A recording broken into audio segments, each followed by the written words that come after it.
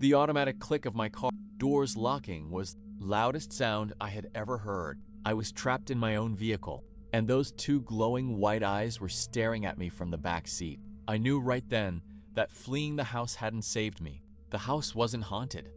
I was.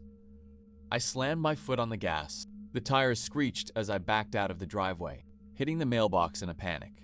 The thing in the back didn't move. It just sat there, exhaling that awful, sweet smell of rot that now filled the entire car. My lungs burned. "What do you want from me?" I screamed, my voice cracking with pure terror. No answer. Just a low, vibrating hum that made my teeth rattle. I drove blindly through the dark roads, heading straight toward Mark's house.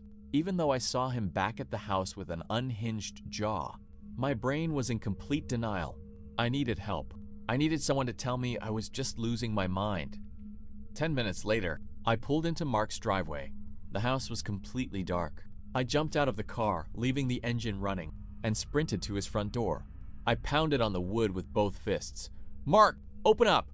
Please, Mark!" The door slowly creaked open. It wasn't locked.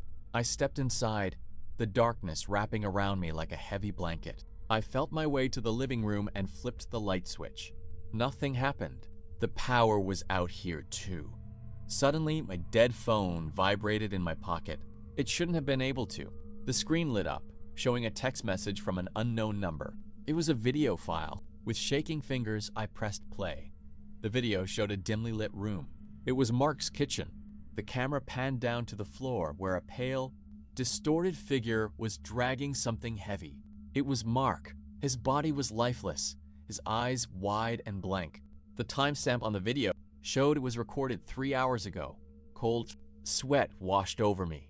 If Mark was killed 3 hours ago, who did I talk to in my house? And who was standing by the front door? I heard a wet, familiar thud behind me in the dark living room.